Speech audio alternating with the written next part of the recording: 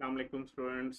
इस वीडियो में हम डिस्कस करेंगे टाइप्स ऑफ ओलिगोपोली। ठीक है। दो टाइप्स होती हैं ओलिगोपोली की। एक को हम कहते हैं क्लूसिव ओलिगोपोली और एक को कहते हैं नॉन क्लूसिव ओलिगोपोली। क्लूसिव का मतलब क्या है? क्लूसिव का मतलब है साथ मिल जाना। ठीक है। तो एक वो टाइप है ओलिगोपोली की जहाँ पे सारे जो सेलर हैं, चंद जो सेलर हैं वो सारे साथ मिलके काम करेंगे। एक वो है जिसमें वो आपस में नहीं मिलेंगे। ठीक है। तो ये दो टाइप्स हैं।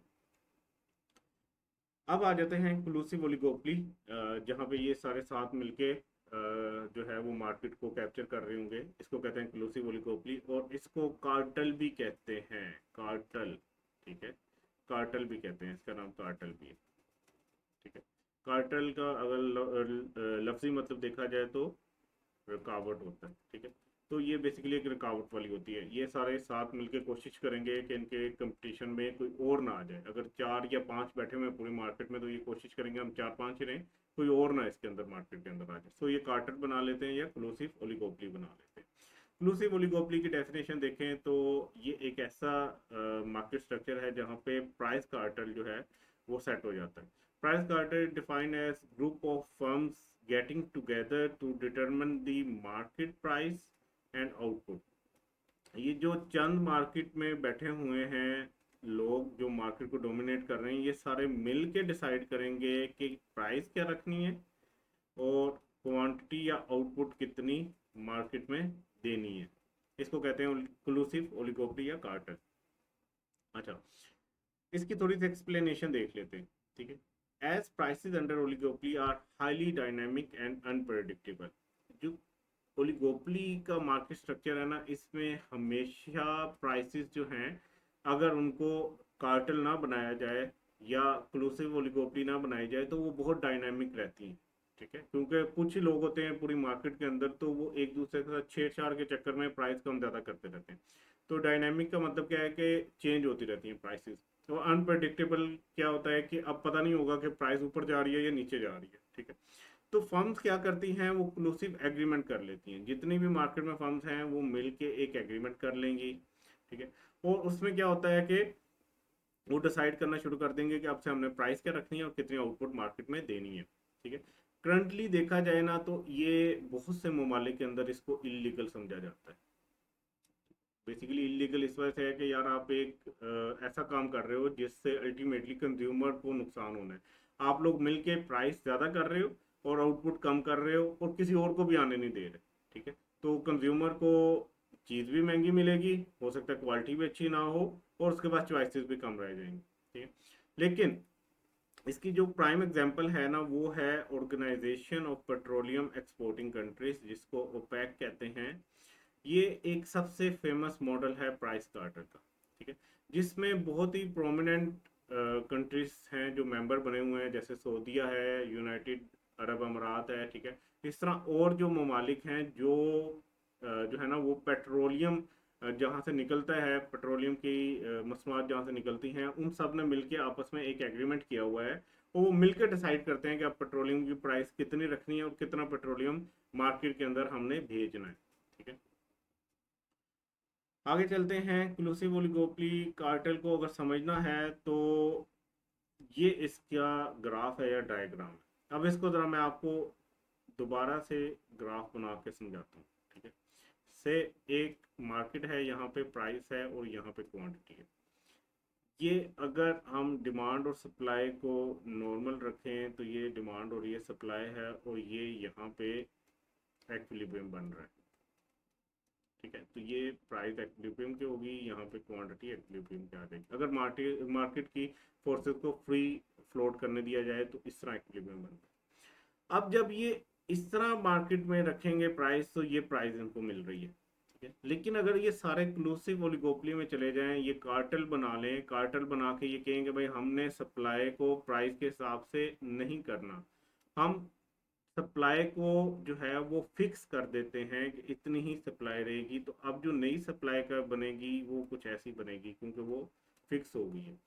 अब जब ये नई सप्लाई का बनी है तो ये देखिए यहाँ पे नया इक्विलिब्रियम बना है और ये जो प्राइस बनी है इक्विलिब्रियम 2 की ये इससे हायर है, ठीक है। अब इन्होंने क्वांटिटी भी कम की है सप्लाई कम करके और इनको प्राइस भी हायर मिलना शुरू हो गया। तो यही जरा यहाँ पे डायग्राम है कि पहले ये डिमांड कर्व थी, ये सप्लाई कर्व थी, तो ये इक्विलिब्रियम था ई नोट, ठीक है। इसके ऊपर जो आपकी प्राइस थी वो ये थी और इसके अंदर आपकी क्वांटिटी ये थी। अब सारे सप्लायर से मिलकर सोचा कि हम सप्लाई को रिस्ट्रिक्ट करते हैं, कम करते हैं और प्राइस ज़्यादा चार्ज करते हैं, तो इन्होंने सप्लाई फिक्स कर दी, तो ये S1 बन गई। अब देखें यहाँ से यहाँ तक ये सप्लाई ले आए हैं Q0 से Q1 तक, सप्लाई कम होगी, सप्लाई कम होने की वजह से सप्लाई फिक्स होने पे एक और इक्विलिब्रियम बना जिसकी वजह से प्राइस ये बन गई P1 और ये देखिए प्राइस बढ़ गई, ठीक है। तो अब ये प्राइस बढ़ने से एक्स्ट्रा कमाएंगे और क्वांटिटी भी इन्होंने कम की हुई है, तो ये बेसिकली एक्सक्लूसिव ओलिगोपोली कार्टेल होता है। अब हम देखते हैं कि अगर कुछ फर्म्स हैं जो मार्केट में हैं और वो ये करना चाह रही हैं कि कार्टेल क्रिएट कर लें, तो उनको कुछ पहले प्री कंडीशंस पूरी करनी पड़ेंगी। ये प्री कंडीशंस अगर एग्जिस्ट करती हैं मार्केट में तो वो इस काबिल होंगे कि वो एक कार्टेल क्रिएट कर लें। पहली जो कंडीशन है वो ये है कि only few firms are operating, ठीक है, which are all well known to each other. ऐसे ही मार्केट के अंदर आप कार्टेल बना सकते हो जहां पे सिर्फ चंद फर्म्स हों, ठीक है। देखो एक मार्केट में 5,000 सेलर्स बैठे हुए हैं, तो वो 5,000 को साथ में लाना कि यार हम एक कार्टेल कर लेते हैं, हम सप्लाई को रिस्ट्रिक्ट करेंगे, प्राइस बढ़ाएंगे, वो मुश्किल है। लेकिन अगर 4-5 बैठे हुए हैं तो उनको मिलाना आसान है और ये एक दूसरे को अच्छे से जानते होंगे, ठीक है। ये एक दूसरे के ओल्ड फ्रेंड की तरह होते हैं, काफी अरसे से एक दूसरे के साथ कम्पीट कर रहे होंगे तो एक दूसरे को अच्छे से जानते होंगे। सेकंड कंडीशन ये है they are open with each other regarding the cost and production methods, ठीक है। ये एक दूसरे को इतने अच्छे से समझते होंगे कि इनको पता होगा कि इस बंदे की कितनी कॉस्ट है और ये किस तरह प्रोडक्शन कर रहा है, क्या तरीके से ये चीजें बना रहा है। और ये एक दूसरे के साथ ओपन भी होंगे, ये एक दूसरे के साथ शेयर भी करेंगे। क्यों? क्योंकि इन्होंने मिल के चलना है, ठीक हो गया। इन्होंने मिल के चलना है और ये मिल के चलेंगे तो इनको शेयर करना पड़ेगा कि भाई मुझे बनाते हुए इतनी कॉस्ट आ रही है, तुम बताओ तुम्हें बनाते हुए कितनी कॉस्ट आ रही है। वो कहेगा मुझे इतनी आ रही है, फिर ये सोचेंगे कि यार इतनी प्राइस रखें तो दोनों को फायदा होगा। प्रोडक्शन मेथड भी एक दूसरे से शेयर करेंगे, यार मैं ऐसे बनाता हूँ मुझे इतनी देर में आउटपुट जो है ना वो मिल जाती है बन के, दूसरा कहेगा इतनी देर में मिल सकती है, तो उस हिसाब से ये सप्लाई को भी मैनेज करेंगे। थर्ड बड़ी कंडीशन है there is a dominant firm. इस पूरे मार्केट स्ट्रक्चर में हो सकता है 5 फर्म्स हों मार्केट के अंदर, लेकिन उनमें से एक हमेशा डोमिनेंट होगी और वो ही इनिशिएट करेगी कि कार्टेल बनाना, ठीक है। जैसे मैं ये मार्केट बना के एक को हमेशा ज़्यादा वाला शेयर देता था, ये इसलिए दे रहा होता था कि ये डोमिनेंट फर्म है। ये बाकियों को कायल कर सकती है कि भाई आओ मेरे साथ मिलके कार्टेल बना लेते हैं, या इनमें से भी इसको अगर कोई कायल करना चाहे तो कर सकता है। बट एक ऐसी जगह जहाँ पे बहुत सारे छोटे छोटे हों उनको कायल करना बहुत मुश्किल है, ठीक है। तो एक डोमिनेंट होगी। अच्छा, अब आपके माइंड में हो सकता है सवाल आया कि सर इनमें से ये वाला जो पोर्शन जिसके पास 10% है ये कहता है कि मैंने आपके साथ कार्टन में नहीं आना, तो फिर क्या होगा? तो बाकी जो 90% वाले हैं जो 90% मार्केट का कवर कर रहे हैं, वो अगर कार्टेल बना लेंगे और वो अपनी प्राइस बढ़ा देंगे और सप्लाई भी लिमिटेड कर देंगे तो ये 10% वाला कुछ भी नहीं कर सकेगा, ठीक है। ये बेशक सस्ता भी बेचना चाह रहा हो कि आप लोग महंगा बेच रहे हो, ठीक है मैं मार्केट कैप्चर करूंगा, लेकिन किस हद तक करेगा? इसकी तो कैपेसिटी नहीं है, ये तो मार्केट की डिमांड ही नहीं पूरी कर सकेगा, ठीक है। सो ये डोमिनेंट फर्म ही इसको लीड कर रही होती है। नेक्स्ट जो है प्री कंडीशन वो ये है कि production technique and cost of all firms are similar. जिस तरह से वो प्रोडक्शन कर रहे हैं और जो कॉस्ट जिस कॉस्ट पे उनको आउटपुट मिल रही है, जितनी इनपुट की कॉस्ट है वो ऑलमोस्ट सेम होगी। अगर ये सेम नहीं होगी तो एक कंपनी कहेगी, एक फर्म कहेगी भाई मुझे 50 रुपए का एक यूनिट पड़ता है, दूसरा के मुझे 200 का पड़ता है। तो ये आपस में कार्टेल कैसे बनाएंगे? ये प्राइस फिक्स करना चाह रहा होगा कि से के 250 रुपया, ये कहेगा भाई 250 में तुम 200 कमा रहे हो, मैं तो सिर्फ 50 रुपए कमा रहा हूँ, तो मैं तो नहीं कार्टन में जाता। सो अगर कार्टन सक्सेसफुल बनाना है तो इनकी प्रोडक्शन यानी चीजें बनाने का तरीका और कॉस्ट वो ऑलमोस्ट सिमिलर होती है। Then price elasticity of demand, ठीक है। प्राइस इलास्टिसिटी ऑफ डिमांड, जब कार्टेल आपने बनाना है तो आपको ये पता होना चाहिए कि मेरी प्राइस बढ़ने लगी है, तो मेरी डिमांड जो है अगर इन इलास्टिक है तो तभी ये कार्टेल सक्सेसफुल होगा। जैसे हमने पेट्रोलियम वाली एक ओपेक की बात की, जिन्होंने कार्टेल बनाया, उनको पता है कि हमारी जो प्रोडक्ट है वो इनइलास्टिक डिमांड रखती है, पेट्रोल की डिमांड कभी कम नहीं होगी, ठीक है, प्राइस बेशक वो बढ़ाते रहे। सो ये भी एक बहुत अहम प्री कंडीशन है कि प्राइस इलास्टिसिटी ऑफ डिमांड जो है वो इनइलास्टिक होगी, तभी सक्सेसफुल होगा कार्टेल। फिर जो है नेक्स्ट पॉइंट है, दे प्रोड्यूस सिमिलर प्रोडक्ट, उनको एक जैसी प्रोडक्ट बनानी पड़ेंगी, तभी वो एक दूसरे के साथ मिलके कार्टेल क्रिएट कर सकते हैं, अदरवाइज तो अगर डिफरेंट प्रोडक्ट होंगी तो वो नहीं कर सकेंगे। हाँ ये हो सकता है सिमिलर गुड्स वाले भी कार्टेल बना रहे हो और गुड्स सिमिलर हो लेकिन डिफ्रेंशिएट की हो, स्टिल कार्टेल बन सकता है।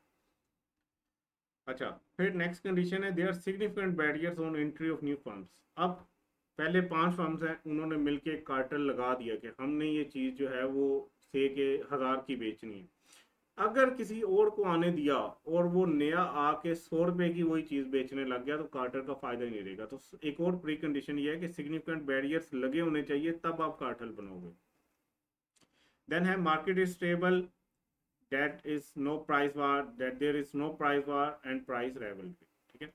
मार्केट भी स्टेबल होनी चाहिए, ऐसा ना हो कि दो जो बड़े जाइंट्स हैं, एक 50% लेके बैठा है, एक 40% लेके बैठा है, बाकी छोटे छोटे हैं, ठीक है। ये छोटे छोटे मिलके 50 वाले के साथ कार्टेल बनाना शुरू कर दें, लेकिन 40 वाला जो है ये कहता है बनाओ तुम, ठीक है, मैं तुम लोगों को नुकसान पहुंचाऊंगा, ये प्राइस वार शुरू कर देता है कि तुमने प्राइस इतनी रखी है और मैं इसे कम कर दूंगा, तो ये कार्टेल शायद सक्सेसफुल ना हो, ठीक है। तो मार्केट में प्राइस स्टेबल होना भी जरूरी है, कोई प्राइस वार ना चल रही हो, कोई प्राइस राइवलरी ना चल रही हो, तो फिर कार्टेल सक्सेसफुल होता है। देन है non intervention by government to handle the collusion, कोई भी ऐसी गवर्नमेंट की तरफ से इंटरफेरेंस ना आए जिसकी वजह से आपका कार्टेल टूट जाए, गवर्नमेंट आपके ऊपर बैन कर दे, टूट जाए, तो ये भी प्री कंडीशन की एक आप कह लें प्री कंडीशन है कि गवर्नमेंट का इंटरफेयर करना भी ना हो, तभी कार्टेल सक्सेसफुल रहेगा, ठीक है। सो अब हम आ जाते हैं कि कार्टेल के नुकसानात क्या हैं। कार्टेल हार्मफुल हो सकता है, कार्टेल हार्मफुल ही होगा वैसे सोसाइटी के लिए, लेकिन हार्मफुल हो सकता है क्यों, क्योंकि ये रीजंस हैं।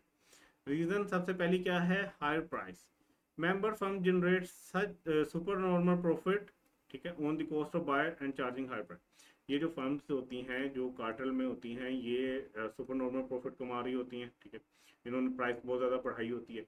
ये अल्टीमेटली नुकसान किसका हो रहा है, हाई प्राइसेस से नुकसान हो रहा है आपके बायर का, कंज्यूमर का, उससे ज़्यादा पैसे ये लोग छाप रहे हैं। नेक्स्ट है लैक ऑफ लूसिडिटी, इसका मतलब ये है कि क्लैरिटी, यहाँ पे नुकसान ये होता है कि जब ये आपस में मिल जाते हैं ना, तो फिर क्लैरिटी नहीं रहती प्रोडक्ट के बारे में। मेंबर्स एग्री कर लेते हैं कि वो प्राइस को भी छुपाएंगे और इंफॉर्मेशन को भी छुपाएंगे, तो तभी वो सक्सेसफुल रहेंगे, ठीक है। जैसे आपने देखा हो कि कहीं पे एक ऐसी मार्केट हो जहाँ पे आप खाना खाने जा रहे हो, वहाँ पे 5-7 रेस्टोरेंट हो, वो सारे मिलके ये डिसाइड कर लें कि भाई जब कार्ड से कोई पेमेंट करेगा ना, तो उसके ऊपर जो चार्जेस कटते हैं ना, वो हम उनको नहीं बताएंगे, ठीक है? तो वो बेसिकली क्या कर रहे होंगे, वो आपसे इंफॉर्मेशन छुपा रहे होंगे, वो क्लैरिटी कम से कम देना चाह रहे होंगे आपको, आपको नहीं बताएंगे कितने प्राइस है इसमें, सेल टैक्स कितना है, वो आपसे इंफॉर्मेशन छुपा रहे होंगे।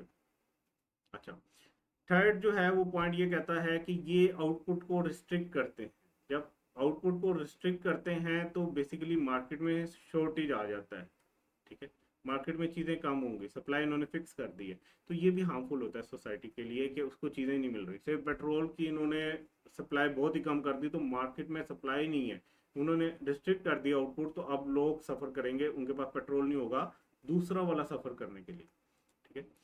चौथा पॉइंट है पुअर क्वालिटी गुड्स, अब इन्होंने क्लूजन किया हुआ है, इनको पता है कोई और हमारे मुकाबले में नहीं आएगा, हम प्राइसेस भी हाई चार्ज करेंगे, तो ये क्या करेंगे, इन्होंने अपनी गुड को बेहतर करने के लिए कोई मेहनत नहीं करनी, ठीक है। So poor quality of goods पे होती है, ठीक है। सो नेक्स्ट हम जो है वो सेकंड टाइप पढ़ेंगे ओलिगोपोली की। अपना ख्याल रखिएगा, इंशाल्लाह मिलते हैं अगली वीडियो में।